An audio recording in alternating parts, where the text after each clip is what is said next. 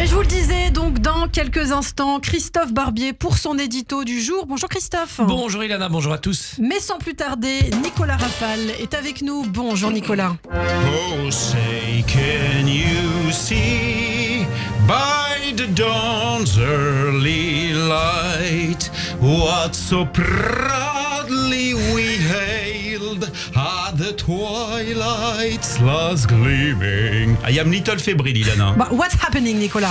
Tomorrow, the American election. Oui, comme vous l'entendez, je maîtrise un anglais assez rudimentaire. On entend en effet que vous avez fait du assimile, mais surtout du assimile pas grand-chose. My tailor is a Swift. Donc, eh bien oui, demain, Christophe le sait, c'est la nuit américaine. Ça va surtout être la nuit ricaine et amère pour certains, tout dépend d'où on se place. Il y a ici sur Radio J, par exemple, de plus en plus de latinos, figurez-vous, qui ne nous écoutent pas. Vous êtes inquiet, Nicolas? Écoutez, listen, d'après un sondage Harris, évidemment. Ah, elle est bonne.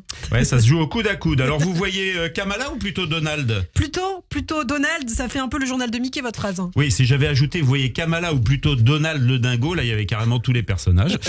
J'ai peur, Ilana, I'm afraid qu'une fois cette élection passée, on ne soit plus en contact avec ce lyrisme de la campagne qui nous a fait tant de bien. C'était bien un côté Bouvard et Pécuchet, ou plutôt Jacob et Delafont, vu le niveau de chiottes. C'est sûr que c'était pas du La Fontaine. Vous connaissez l'éléphant et la gazelle? Non.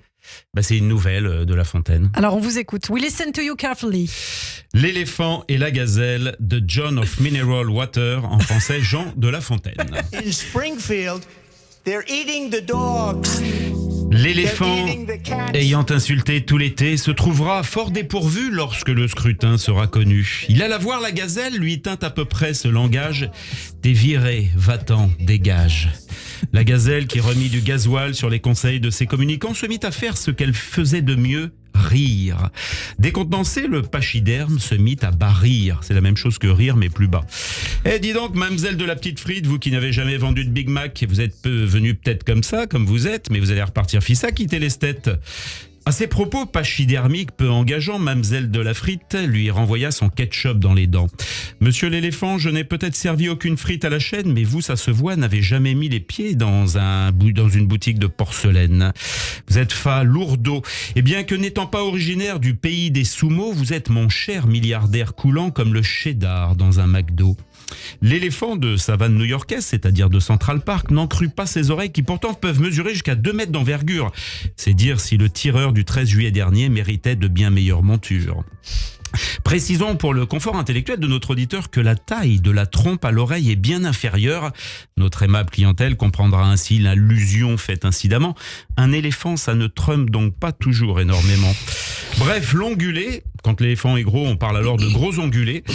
Et sans qu'il fasse partie de la guide LGBT, dites à la gazelle aux nuggets: certes, je ne néglige pas la peine de mon quintal et je voudrais comme vous voir partir tous ces hola qu'étal.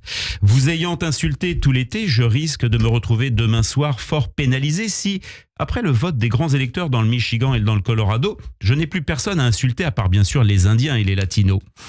Et que préconisez-vous, demande la gazelle au Dumbo fou. J'ai pris du plaisir à vous sortir ces noms d'oiseaux, je risque de dépérir si le peuple me dit yes plutôt que no. Quand on est finot, aucune chance de remporter une élection. Par conséquent, je voudrais être finot comme vous, sinon je vais me retrouver marron. Aucune allusion à la couleur de votre épiderme. Je vous rappelle le dramatique de ma situation de pachyderme. Par marron, je voulais dire que je vais la voir dans la Mirabelle. Je suis lourd et je voudrais me faire plus léger qu'une gazelle. Monsieur l'éléphant de Kingston, monsieur de La Fontaine a écrit la grenouille qui voulait se faire plus grosse que le bœuf, mais on n'a jamais vu le contraire. Pourquoi vous affiner? Prenez de la crème légère et arrêtez ces circonvolutions. À demain soir pour voir qui remporte l'élection. À ces mots, l'éléphant dit: Fontaine, je ne boirai plus jamais de ton eau, et le vira sur le champ avant d'engloutir un McDo. Merci beaucoup, quel poète, Nicolas Rafale. Chaque lundi matin, quel plaisir pour les oreilles de vous entendre, Nicolas. On va justement parler des élections aux États-Unis dans un instant avec Christophe Barbier. Les grands débats commencent sur Radio J.